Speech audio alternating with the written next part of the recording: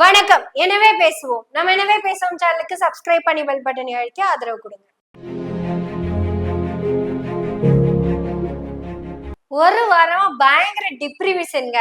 நானும் சரி டாக்டர் கிட்ட போலாம் அப்படின்னு போனா அவரு சொன்னாரு, ஏமா நீ டெய்லியும் அரசியலாவும் சீரியஸாவும் பாத்துக்கிட்டு இருக்கல, அதுதான் இந்த டிப்ரிமிஷனு. அதனால ரொம்ப ஜாலியா, ரொம்ப என்டர்டெயின்மெண்டா, ரொம்ப காமெடியா இருக்கிறதெல்லாம் பாரு. முடிஞ்சா பாட்டு கேளு, இல்ல புக்கு படி, இந்த சார்லி சாப்ளின் படம் எல்லாம் பாக்கலாம்ல, காமெடியா இருக்கும்ல அப்படின்னு சொன்னாரு. இந்த கவுண்டமணி செந்தில், வடிவேலு, எத்தனை காமெடிமா இருக்குது. இதையெல்லாம் பார்த்தேன்னா சிரிப்ப. வாய் விட்டு சிரிச்சா நோய் விட்டு போகுமா, ஏம்மா சிரிக்காம இருக்க அப்படின்னு கேட்டாருங்க. நான் சொன்னேன், எங்க எலெக்ஷன் எல்லாம் வருது, நம்ம இன்னும் நிறைய பேசணும்ல, நிறைய பாக்கணும்ல அப்படின்னு சொன்னங்க. ஏமா அதெல்லாம் சரிதான், ஆனா இடையில கொஞ்சம் சிரிப்பா ஏதாவது பார்த்தேன்னா உன்னை நீ ஃப்ரெஷ் பண்ணிக்கலாம்ல அப்படின்னு சொன்னாருங்க. அதெல்லாம் சரிதாம்மா, ஆனா இடையிலயாவது கொஞ்சம் காமெடி அப்படி இப்படின்னு பார்த்தா மைண்ட் ஃப்ரெஷ் பண்ணிக்கலாம்ல அப்படின்னு சொன்னாருங்க. சரி அப்படின்னு நாமளும் யூடியூப் திறந்து பார்த்தோமா, சார்லி சாப்ளின் அப்படின்னு சா அப்படின்னு அடிச்சங்க. சா அப்படின்னு நமக்கு போட்டாலே சீமான் தான் வருது. ஏதோ ஒரு பழக்க தோசைல அத கிளிக் பண்ணிட்டேனுங்க. பார்த்தா அது லைவுங்க, தாய் தமிழ் சேனல்ல. சரி என்ன லைவ் அப்படின்னு பார்த்தோம்னா பூரா சிரிப்புங்க. சரி சரி சரின்னு நம்ம சிரிச்சுக்கிட்டே இருக்கல அதை பார்த்து. அட இப்படி ஒரு பிளாக் காமெடி உலகத்துல யாருமே பண்ணிருக்க மாட்டாங்க. அப்படி ஒரு காமெடிங்க அது. ரொம்ப நாளைக்கு அப்புறம் வாய் விட்டு மனசார சிரிச்சனுங்க. அது சிரிச்சதோடய நான் வீடியோ போட்டுட்டேனுங்க. வேற வழி இல்லைங்க, நீங்க அதை பாத்துருங்க.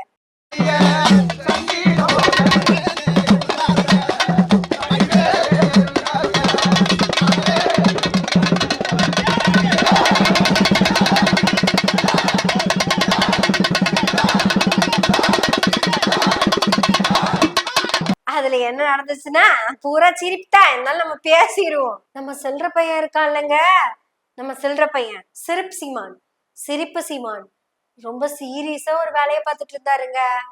என்னன்னா தோரா இன்னைக்கு எலெக்ஷன் கேம்பெயினுக்கு ஃபர்ஸ்ட் போறாராமா.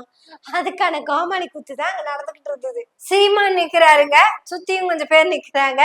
சீமானுக்கும் கேமராமேனுக்கும் நடுவுல ஒரு வேலு. நம்ம கிட்ட வேலு இல்ல, அதனால எதையோ ஒரு ப்ராப்பர்ட்டியை வச்சு வேலுன்னு நம்ம யோசிச்சுக்குவோம்.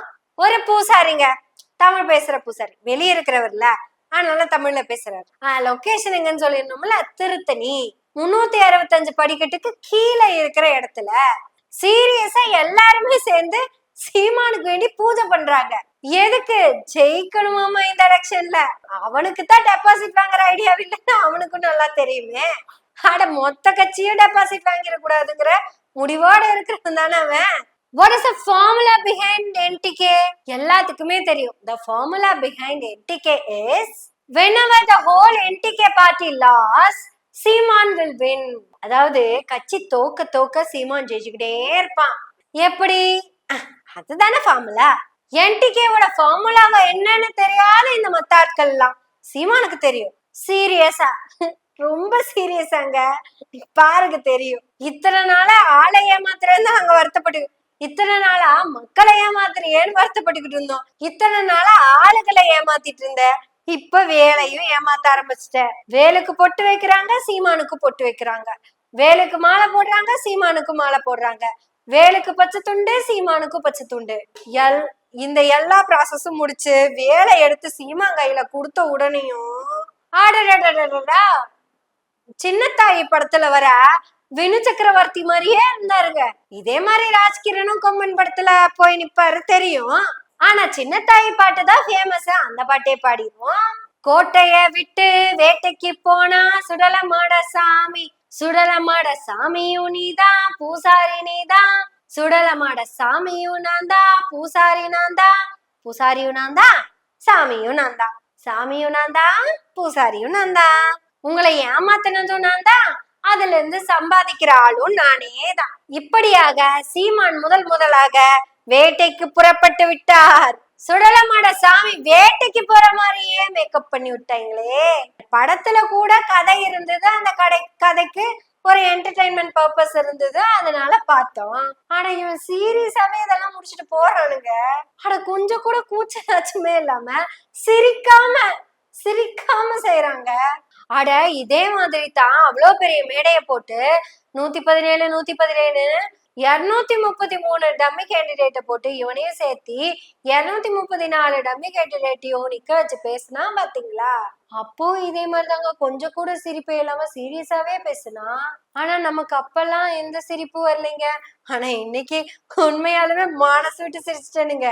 சாமியவே ஏமாத்துனா சாமி நீ தாண்டா. சரி, என்ன நம்பிக்கையில அந்த துண்டை கட்டிட்டு அந்த வேலை தூக்கிட்டு படியேறின தெரிஞ்சுக்கலாம் தான் கேக்குறேன். ஏன்னா உனக்கே நல்லா தெரியும் பேரம் பேச ஆரம்பிச்சுட்டா காசு வாங்க ஆரம்பிச்சிட்டோன்னு. ஆனா உன் காட்டுல அட்டமழை தான் ஜீமா. டெக்ஸ்டைல்ஸுக்கெல்லாம் எப்படி தீபாவளியோ, இந்த பம்ப் இண்டஸ்ட்ரீஸ்க்கெல்லாம் எப்படி மே மாசத்துல நல்ல பிசினஸ் வருமோ, இந்த கொடை கம்பெனிக்கெல்லாம் எப்படி மழை காலத்துல பிசினஸ் ஆகுமோ, இந்த ஏசி கூலர்ஸ்க்கெல்லாம் எப்படி சம்மர் டைம்ல பிசினஸ் ஆகுமோ, ஆட அவ்வளவு ஏன் கடந்த 10 நாள்ல இண்டக்ஷன் ஸ்டவ் அவ்வளவு பிசினஸ் ஆயிருக்கு. அதே மாதிரிதான் உனக்கு 5 வருஷத்துக்கு ஒருக்கா யாலக்ஷன்னு வந்துட்டா கலெக்ஷன்ல கல்லா கட்டுறதுல உங்ககிட்ட இருக்கிற பிசினஸ் டாக்டிக்ஸ் யாருக்கிட்டயும் இருக்காது. உண்மையாலுமே நீங்க நடிகை.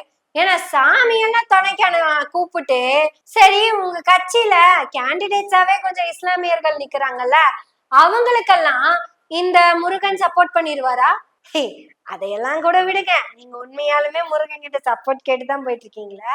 அப்பனே முருகா, ஞான பண்டிதா, சுட்ட பழம் வேண்டுமா சுடாத பழம் வேண்டுமான்னு அவையாருக்கு அறிவூட்டிய ஞான பண்டிதா, தகப்பனுக்கு புத்தி சொல்லி தகப்பன் சுவாமி என்று பேர் வாங்கிய முருகா, கார்த்திகை பெண்களுக்கு குழந்தையாக பிறந்த கார்த்திகேயா, அம்மட்டும் சிறு பழத்துக்காக சுயமரியாதை இழக்க மாட்டேன் என்று சுயமரியாதையை நிலைநாட்டிய சேவர் கொடியோனே, இன்று ஆணவ படுகொலைகள் பலதும் நடந்து கொண்டிருக்கும் இந்த தமிழ்நாட்டில் கலப்பு திருமணத்தை தைரியமாக அன்றே செய்த பழனி ஆண்டவா, செந்தில் வடிவேலா, அவையின் தமிழிடமே ஏமாந்து போகாத சுப்பிரமணியா, உன்ன ஒருத்தர் ஏமாத்த வந்துட்டு இருக்கா சுப்பிரமணியா, செந்தில் ஆண்டவா, பால தண்டாயுதபாணி முருகா, அவன் உன்னை ஏமாத்த வரல, உன் பேரை சொல்லி மத்தவங்களை ஏமாத்த வந்துட்டு இருக்கான். அவனுக்கே நல்லா தெரியும் டெபாசிட் கூட மறந்து வாங்கிடக்கூடாதுன்னு. ஏமாந்து ஜெயிச்சிட்டான்னு வச்சுக்குவேன், கண்டிப்பா செத்து போயிடுவான். ஏன்னா அவன் பேசின பேச்சு இருக்குல்ல, பேசின பேச்சு அது வெத்து கூச்சல் தான், எப்படி வேணாலும் கத்தலாம். ஆனா வேலைன்னு வந்துட்டா செஞ்சிட முடியாது. இது நமக்கு இல்ல, அவனுக்கே நல்லா தெரியும். இப்ப கூட பாருங்க முருகா, சென்ட்ரல் கவர்மெண்ட் ட்ரெயினவே தனியா பிரிச்சிருவேங்கிறான். சென்ட்ரலோட கட்டுப்பாட்டுல இருக்கிறது என் தமிழ்நாட்டுக்குள்ள வரும்போது அது தமிழக ரயில்வே கழகமாமா. அப்படியே தமிழ்நாடு பார்டர் கிட்ட வரும்போது டக்குன்னு தமிழக ரயில்வே கழகம்னு மாறிடும். இப்படி இதையெல்லாம் மாத்துவேன்னு சொல்ற இவன் தான் இந்திய நாட்டின் இறையாண்மைக்கு இணங்க இந்திய தேசியம் சொல்ற சட்ட திட்டங்களுக்கு கட்டுப்பட்டு இந்திய நாட்டின் குடிமகனாக இருப்பேன் என்று, இந்திய நாட்டின் ஒற்றுமைக்கு பாடுபடுவேன் என்று உளமாற உறுதி கூறுகிறேன் அப்படின்னு இந்திய ஆணையத்துல கையெழுத்து போட்டு கொடுத்துட்டு தான் வரான். அப்படி வர்றதுக்கு முன்னாடி என்ன பேசுறான்னா, டாக்ஸ நான் கலெக்ட் பண்ணி நான் தான் உனக்கு கொஞ்சம் கொடுப்பேன். இந்தியா சொல்றதெல்லாம் கேட்க முடியாது, இந்தியா சொல்ற எதையும் நான் கேட்க மாட்டேன். எங்க மேடையில, ஆனா எலெக்ஷன்ல நாமினேட் பண்றப்ப இந்தியா சொல்றதுல இருந்து ஒரு வார்த்தை கூட்டியோ குறைச்சோ பேசிட மாட்டேன் ஜாமி. இது என் கடவுள் மீது சத்தியம், என் மீது சத்தியம், எல்லாத்து மீதும் சத்தியம். இந்த எலெக்ஷன் கமிஷன்ல நாமினேஷனுக்கு தாக்கல் பண்ண போறப்ப மேடையில பேசின ஒரு வார்த்தை கூட அங்க பேச மாட்டான். இந்தியா சொல்றதை நான் கேட்டுக்கிறேன், பட் மேடையில இந்தியாவுக்கு எதிராக தான் நான் பேசுவேன். பிரபாகரனை பத்தி மேடையில மட்டும்தான் பேசுவேன், எலெக்ஷன் கமிஷன்ல பேச மாட்டேன். டாக்ஸ் விஷயத்த பத்தி இங்க என்ன பேச்சோ அது மேடையில மட்டும்தான் பேசணும், அதுக்கு பேரு தமாஸ் பேச்சு.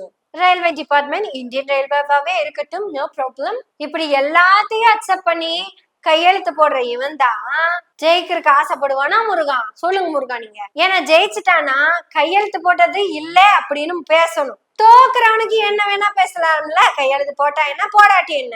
அதனாலதான் முருகா இத்தனை பேத்தையும் கூப்பிட்டு உட்கார வச்சு கோட்டையை விட்டுதான் அவனுக்கு என்ன முருகா, அவன் சீமான் வேலை தூக்கியும் பேசுவான் தூக்காமலும் பேசுவான், வேலை வெட்டி இருந்தாலும் பேசுவான் இல்லாட்டியும் பேசுவான். ஏன் இத்தனை பேர்த்தையும் ஏமாத்துறோங்கிறத நல்லா தெரிஞ்சே பேசுவான். ஏன் இதெல்லாம் பேசுறான்னா அவனுக்கு என்ன முருகா, அவன் சீமான் என்ன வேணாலும் பேசுவான். ஆனா நாம உண்மையை மட்டும்தான் பேசணும், பேசுவோம். எனவே பேசுவோம் நாள்தோறும். உங்களுடைய ஆதரவுகளை நன்றிகளோடு எதிர்பார்த்து கொண்டிருக்கிறோம். நன்றி, வணக்கம்.